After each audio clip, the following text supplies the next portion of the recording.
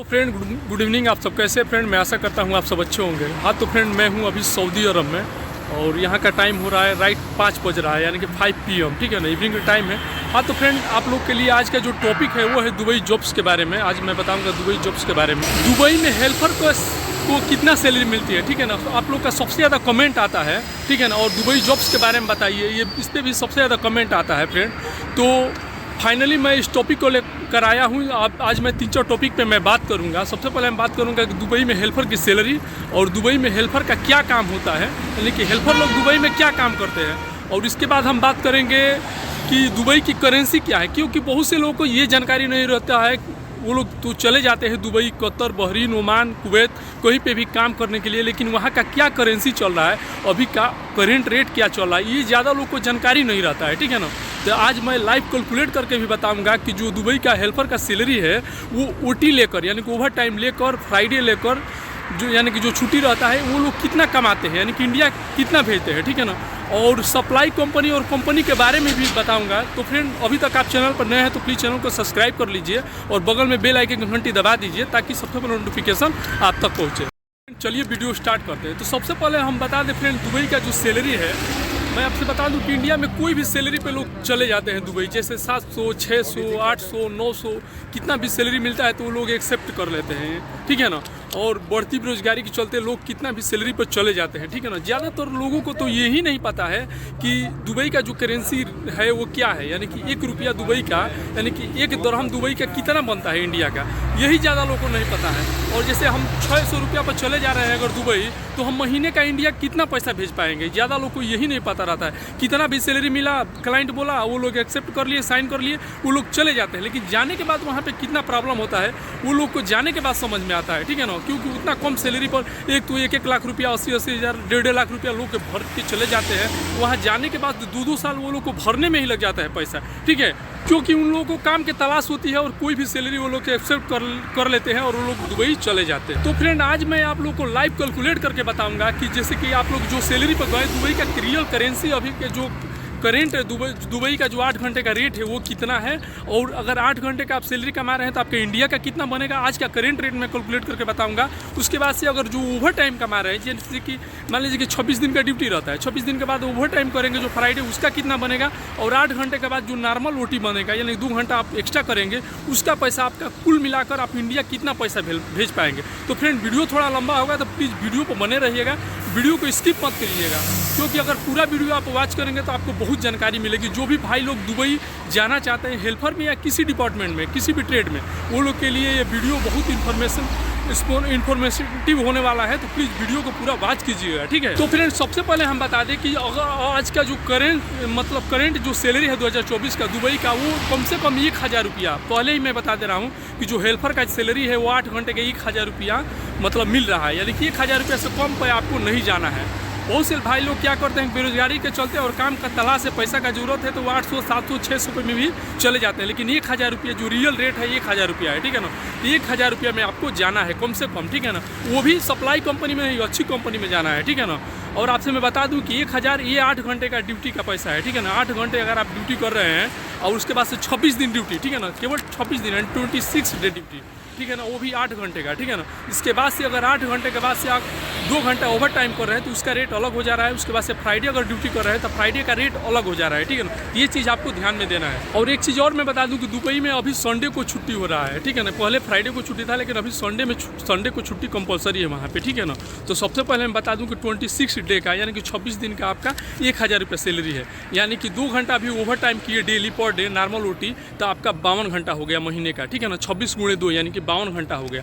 उसके बाद से अगर नॉर्मल 5 घंटे का भी आपका फ्राइडे चला, यानी कि जैसे संडे का अगर 5 घंटे अगर ड्यूटी किए तो 4 संडे, एक महीने में 4 संडे जरूर रहेगा, ठीक है ना। 4 संडे रहेगा, यानी कि 5 का 20 घंटा ये हो गया। तो फ्राइडे का आपको मैं बता दूं कि 1.5 मिलता है, यानी कि 20 और 10 30 घंटा वो हो गया, प्लस 52 घंटा वो हो गया, तो 52 घंटा का वो सवैया हो गया आपका 13 घंटा वो, यानी कि टोटल आपका 92-94 घंटा हो गया, यानी कि लमसम 12% बनेगा। यानी कि जो 1000 रुपये सैलरी है 26 दिन का, उसके बाद से 12% और एक्स्ट्रा हो गया, ठीक है ना। यानी कि 1000 रुपये के हिसाब से आपका एक दिन का 33 रुपया 33 पैसा बना, यानी कि 33 रुपये 33 पैसे आपका दुबई का दिरहम बन रहा है, ठीक है ना, एक दिन का। ये चीज़ ज़्यादा लोग गड़बड़ यही करते हैं कि उन लोग को मालूम नहीं है कि अभी का करेंट रेट क्या है, यानी कि हम लोग जो पैसा जाकर वहाँ पे कमाएंगे वो इंडिया का कितना बनेगा, ठीक है ना। कोई भी सैलरी मिला एक्सेप्ट कर लिए, तो ये चीज़ आपको नहीं करना है। सबसे पहले आपको ये जानकारी रखना है कि हमारा कितना सैलरी है और कितना अभी का करेंट रेट है, कितना हम कमाएंगे, ठीक है ना। यानी कि एक दिन का आपका बना 33 रुपया 33 पैसा, यानी कि 12 दिन का हो गया 12 गुणे 33 रुपया 33 पैसे, यानी कि आपका टोटल हो गया 399 रुपया 66 पैसा, ठीक है ना। ये ओटी का पैसा हो गया और 1000 रुपया जो आपका बेसिक सैलरी है, ठीक है ना, यानी कि टोटल हो गया 1399 रुपया, यानी कि समथिंग 1400 रुपया।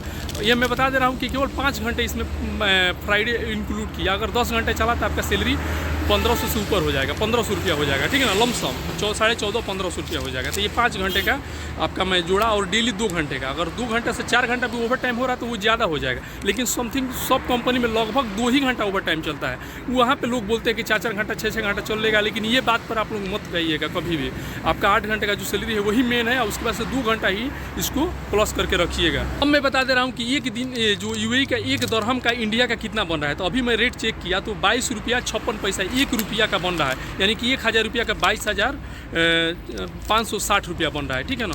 यानी कि आपका टोटल 1399 रुपया गुणे 22 रुपया 56 पैसा से गुणा किया तो आपका लमसम 31,588 रुपया इंडिया का बन रहा है। वो भी मैं फ्रेंड एक चीज़ बता दूं कि सप्लाई कंपनी में आप गए तो ये 31,588 रुपये आप नहीं भेज पाएंगे। ये कंपनी में गए जिसमें आपका फ्री फूड है, फ्री अकोमोडेशन है, फ्री ट्रांसपोर्टेशन है और फ्री मेडिकल है, यानी कि सब कुछ फ्री प्रोवाइड रहेगी, तब जाकर आप ये पैसा सेव कर पाएंगे। उसमें भी 30,000। अगर आप सब कॉन्ट्रैक्टर कंपनी में गए, सप्लाई में गए, तो अपना खाना रहेगा, अपना अकोमोडेशन रहेगा, अपना मेडिकल रहेगा, यानी कि सब कुछ अपना रहेगा, यानी कि कंपनी प्रोवाइड नहीं करेगी। तो ये भी पैसा आप सेव नहीं कर पाएंगे, यानी कि 30,000 रुपया में आपका 20,000 रुपया ही सेव हो पाएगा। क्योंकि यहाँ पे मैं सऊदी में आकर देखा बहुत से ऐसे कंपनी है, जैसे नेस्मा है, हाडको कंपनी है, सैलरी बहुत कम देती है और खाना पीना सब अपना है। जैसे कि हाडको कंपनी है तो खाना अपना है। वो लोग बताते हैं कि हम लोग का महीने का 15,000 भी सेव करना मुश्किल हो जाता है। तो जब भी जाइएगा कंपनी में जाइए, जैसे बेक्टल कंपनी है, 3CC कंपनी है, अलमवानी कंपनी है, जामिल ग्रुप है, ठीक है ना, हुंडई कंपनी है, जो बड़ी बड़ी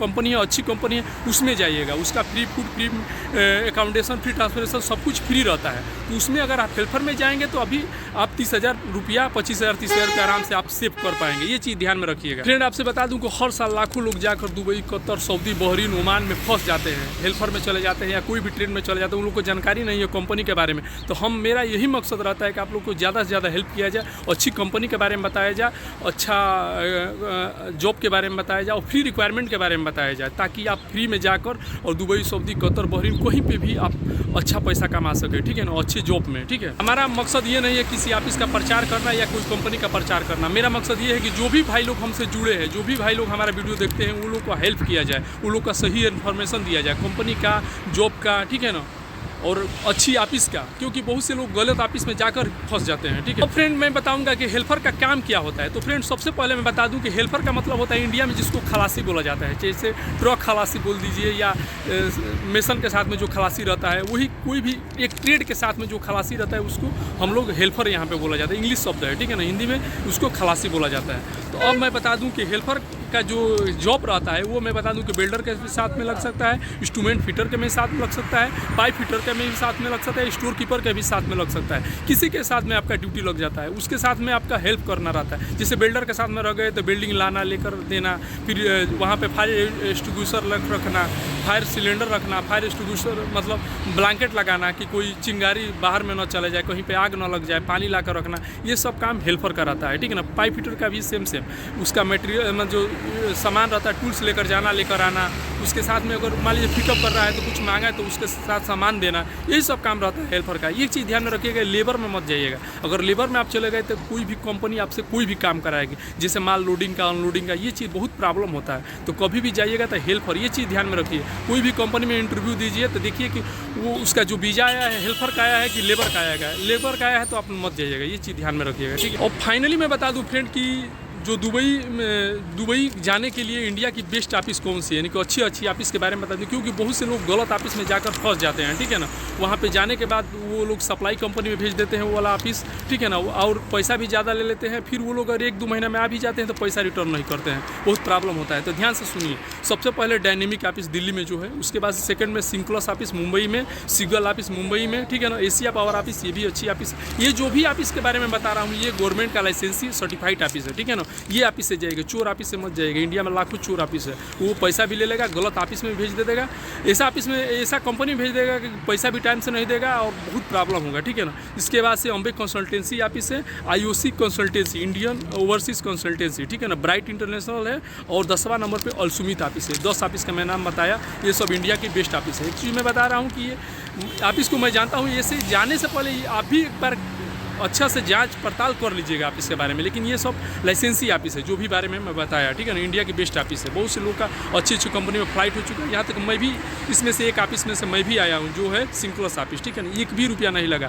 फ्री रिक्वायरमेंट। ज़्यादातर ये ऑफिसों में फ्री रिक्वायरमेंट चलता है, यानी कि 1 भी रुपया आपका सर्विस चार्ज नहीं लगता है। यहाँ ना वीज़ा का पैसा लगेगा, ना टिकट का पैसा लगेगा, ना मेडिकल का पैसा लगेगा, टोटल फ्री फ्लाइट होगा, ठीक है ना। अब मैं बता दूँ दुबई का जो करेंसी है, दुबई का करेंसी मैं बता दूँ आज का जो 1 मार्च है, 1 मार्च 2024 का करेंट जो दुबई के 1 रुपया, यानी कि 1 दिरहम इंडिया का बन रहा है 22 रुपीज़ 56 पैसा, यानी कि 22 रुपया 56 पैसा आज का करेंट रेट है। यानी कि 1000 रुपया अगर सैलरी लगा तो 22,560 रुपया आपका बनेगा, ठीक है ना। इसके हिसाब से आप कैलकुलेट कर लीजिएगा। कोई भी कंपनी में जा रहे हैं तो सैलरी जो लगा है वो गूगल पर जाकर आप बोलेंगे कि हाँ दुबई टू इंडियन सैलरी, तो वो कैलकुलेट करके बता देगा। कुवैत टू इंडियन सैलरी तो कैलकुलेट करके बता देगा। कोई भी मतलब देश का कोई भी करेंसी आप चेक करना चाहेंगे तो आजकल गूगल पे आप जाकर एक बार बोलेंगे तो वो तुरंत आपको चेक करके बता देगा, करेंट रेट आ जाएगा, उसमें चेक कर लेंगे।